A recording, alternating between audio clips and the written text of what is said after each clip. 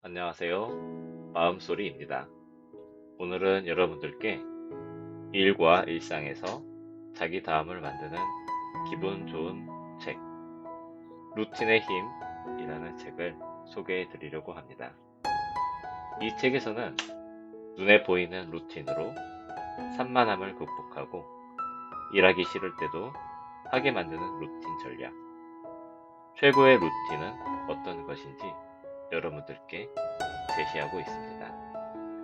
오늘은 여러분들께 책의 일부를 낭독해 드리겠습니다.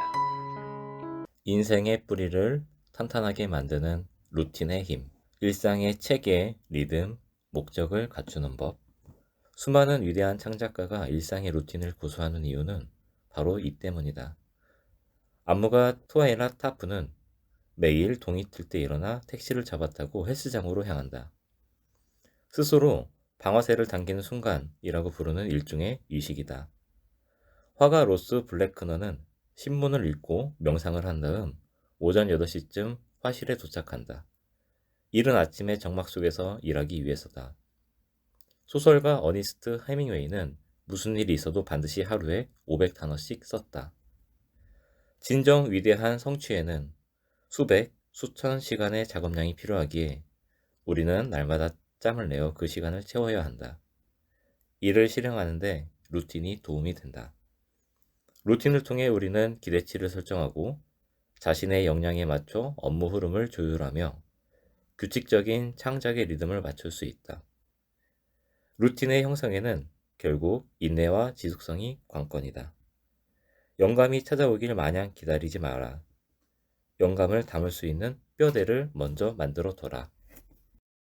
좋아하는 일일수록 자주 실천하라. 우리가 천천히 그리고 꾸준히 일했을 경우 단기간에 해낸 일은 과장하는 반면 장기간에 해낸 일은 오히려 과소평가하곤 한다. 성실한 작가인 동시에 영국의 우편책의 혁신에 성공했던 19세기 소설가 앤서니 트룸런은 이렇게 말했다. 아무리 작은 분량의 작업이라도 매일매일 해낸다면 헤라클레스의 업적도 넘어설 수 있다. 빈도를 높여 자주 실천하는 습관은 비록 따분해 보일지언정 생산성과 창의성을 높여준다. 나는 작가로서 주말, 휴일, 휴가 등을 포함하여 하루도 빠짐없이 일한다. 가끔 15분 정도로 짧게 일을 끝마치는 경우도 있지만 대개는 꽤 긴 시간 동안 글을 쓰며 단 하루도 지필을 건너뛰지 않는다. 이렇게 일을 자주 하는 습성이 붙으면 독창성은 물론 성취도도 훨씬 높아진다. 그 이유는 다음과 같다. 완벽의 강요에서 벗어나라. 어떤 일도 완벽하게 해내지 못하는데 그런 제가 완벽주의자일 리 없어요.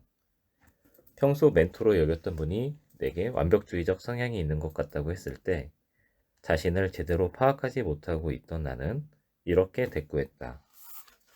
그로부터 지금까지 7년 동안 나는 당시 멘토의 진단이 너무나 정확했다는 걸 깨달았을 뿐 아니라 그런 완벽주의적 성향이 내 능력을 저해하지 못하도록 하는 방법을 고심해왔다. 그리고 나는 과거의 행동 패턴과 관계없이 현재의 선택에 따라 다르게 행동할 수 있다는 것을 알아냈다. 우리는 완벽주의에 휘둘리지 않으려는 의식적인 결정을 통해 자기 한계를 극복하고 창의적 과정을 즐기는 능력을 키울 수 있다. 만약 수십 년간 나를 괴롭힌 완벽주의에 당신 또한 고통받고 있지는 않은지 의심스럽다면 우선 완벽주의에 대한 마음의 정의부터 살펴보기 바란다. 책에서는 완벽주의에 대해서 다음과 같이 정의하고 있습니다. 무결점을 위해 노력하는 사람이 보여주는 전형적인 태도로 지나치게 높은 성과 기준을 정하고 자신에 대한 평가에 몹시 가혹하며 자신에 대한 다른 사람들의 평가를 걱정함. 완벽하지 않은 것은 무엇이라도 절대로 용납하지 않으려는 태도.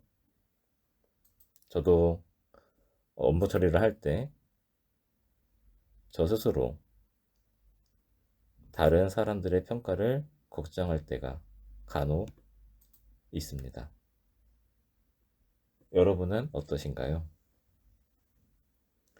이상하지만 익숙하게 들리는 말이 있는가? 이 두 가지 정의 모두 공통적으로 이상주의와 판단이라는 정신적 패턴을 강조하는데, 이는 곧 두려움과 자존심이라는 핵심적 감정 상태로 이어진다. 완벽주의자는 자신을 몰아붙여서라도 머릿속에 그렸던 수준의 성과를 내기만 한다면 세상 꼭대기에 오른 듯한 기분을 느낀다. 반면 그 기준에 미치지 못할 경우에는 완전히 무너지고 만다. 물론 이런 각고의 노력이 있어야 정말 대단한 작품이 나올 수 있다. 수많은 예술가, 작가, 디자이너가 이처럼 끈질기게 이상을 추구한 덕분에 넋을 잃을 만큼 훌륭한 작품들을 선보일 수 있었다. 하지만 어떤 대가를 치러야 했을까? 지나치게 완벽을 강조하다 보면 엄청난 스트레스에 시달릴 수 있다.